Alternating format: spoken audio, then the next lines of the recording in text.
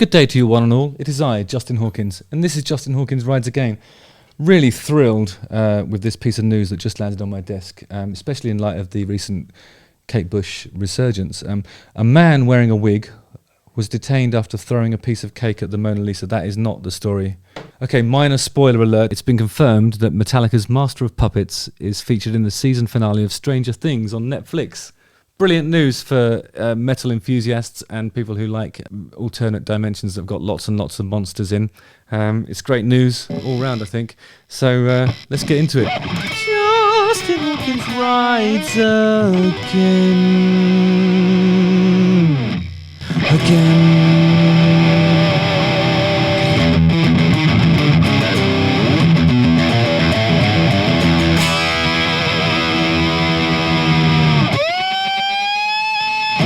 Nope. In the trailer for this season, only the guitar solo could be heard, and many people were wondering what song it was from. Actually, quite a lot of the song is featured in the finale scene.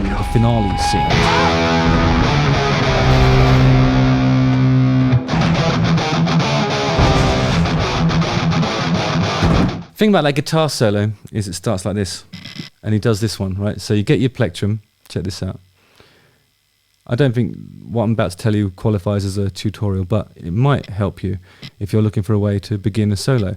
And this solo, of course, which features in Master of Puppets, was ranked number 51 in Guitar World's 100 Greatest Guitar Solos. So, not to be sniffed at. And what's the opening phrase of it? Look at this plectrum here. I hope it focuses. Here we go. So, regard the shape of the plectrum. It's a bit like a triangle with some curved edges on it. And that's the pointy bit there that you would normally use to sort of do some precision strikeage. But these longer sides here and here are quite useful when you want to do the thing that this guitar solo does, right? So you just lay it across the top two strings of your electronic guitar. This one happens to be an old Stratocaster.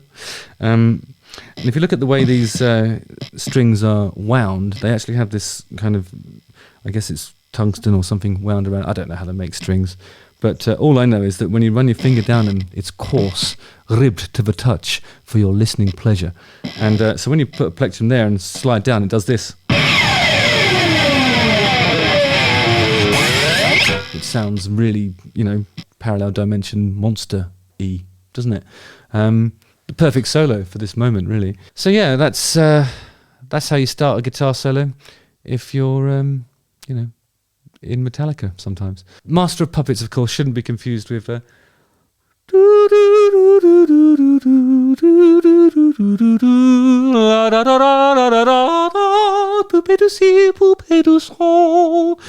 my French viewership will recognise as Poupée de cire, Poupée de sang, which was the Francis Gall song from 1965. It's not that.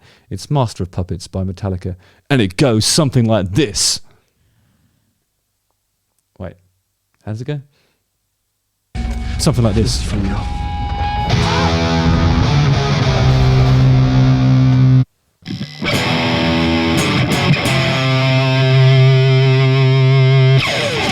Sounds really Black Sabbathy, doesn't it?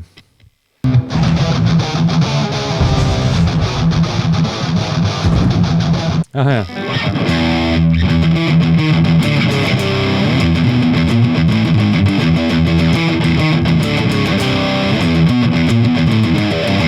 I might be getting carried away with these chords here. See these ones where it goes... It's a descending riff which starts off on the 7th fret of the 2nd string, or rather the A string. So this note here pops up with the plectrum pedaling on the open E. Interestingly, it is tuned like a normal guitar, so it's E, A, D, G, B, E, as opposed to D, which you'd sometimes see there in certain types of rock, and C even, or any variation there above or there below. Ooh, Stranger Things, monsters. But yeah, in this instance, it's normal tuning, as I call it, or standard tuning. But what's really cool about this riff is that you recognise how it was constructed just by where you have to put your fingers. I mean, it doesn't necessarily make the same sense if you sort of approach it from melodically. Oh, what's it doing here? But the descending pattern that occurs between the E, the D sharp, the D, the C sharp, and the C happens again, but from the B. So it's B, A sharp, A, G sharp, G on the second time around, all pedaling on the E. So it's more or less descends one semitone at a time from here, you could argue. I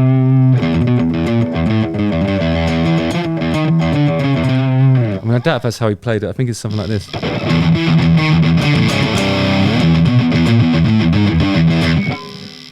So if you do it like this, you see that the first half is on this string and the second half is on this string. I was just saying I think I get carried away when I do these notes because I want them to sound more doomy, so I do this. Can you hear the difference? And so this is a power chord. This is a def chord. Can you hear that sort of undertone in there? The sort of the really one that beefs it up somehow. The way that works is you're playing a fifth both above and below the original sort of root note, which in this instance is a D. So you're adding this one and this one. These are the same note, an octave apart.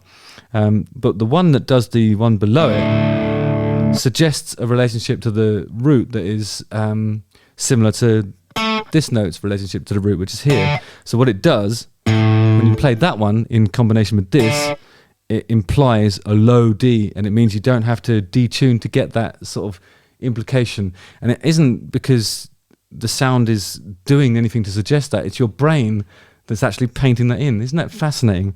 I love the way the mind works in relation to sound and sound waves and so on, because it isn't just perceiving what's there, it's painting in what it thinks should be there as well.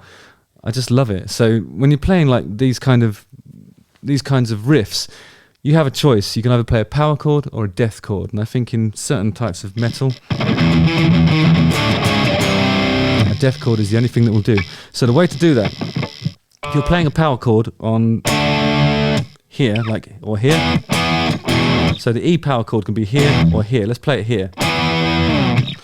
So that's the 7th fret, first finger, and then the on the next string along, which would be the D string in this case, the 9th fret, you play it with either your 3rd finger or your 4th finger, depends what you feel like. I usually play it with my 4th because it gives me a chance to do something else with the root. I can move my 1st finger down and do something like this. If I want to play, one vision, I can go like this. If I want to. But anyway, I do that because it gives me room to maneuver on the root. I can go up or down. But all you do is you then bar across to the lower string from that. So you're basically playing a little bar chord. It's like a bar chord. You're just playing a little bar across the first 2 strings that you see as you're looking down at the guitar. And it just makes that sound like that. See the difference? Power, death, power, death, power, death, power, death. That's it. The dream and the nightmare. Power and death. So yeah, I think when you're sort of exploring metal, consider those things. You've always got an option to do a death chord, but use it wisely, because with death, there is no turning back. Or something. I don't know. Something heroic like that. Says here, you can't have a piece of entertainment that's set in an 80s time frame and not play Metallica, a Metallica fan said on Reddit. In addition to Metallica, the soundtrack for the season also features songs by Kiss, they've already had their, big synchronizations with things like God gave rock and roll to you. Although that was a cover version, wasn't it? Maybe it's time Kiss had a bit of luck in the synchronization world. Well done, Kiss. Happy for you. Journey with Steve Perry, who had that song Don't Stop Believing in Glee, and that ended up being a hugely resurgent period in their career. Talking Heads, I'd love to see back on top. I really hope that their inclusion in the soundtrack leads to a Kate Bush-esque revival. And of course the Beach Boys, who everybody loves because they're brilliant, and it's Brian Wilson, so the more good things that can happen to that man, the better. Master of Puppets itself, released in 1986. It's 8 minutes and 36 seconds long, and a lot of that is the guitar solo, which, bear in mind, starts like this.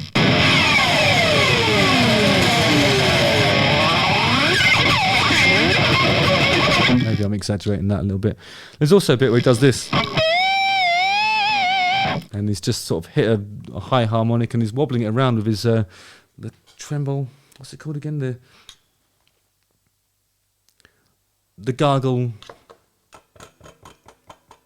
lever. The gargle lever, which, you know, that's something that I think you'd probably associate that more with the Eddie Van Halen school of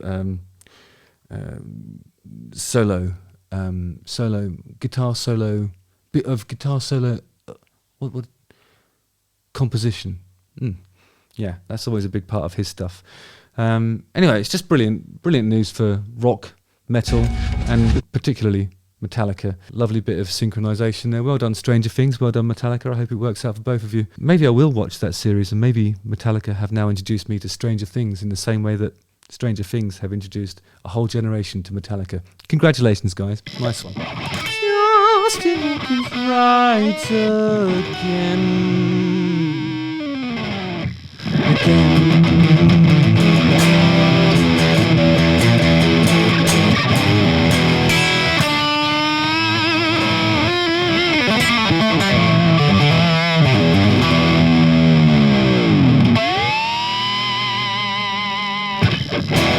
Yeah!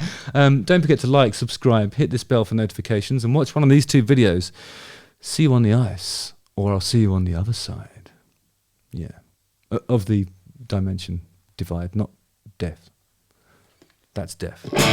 This is power. No, it's not. Cheers.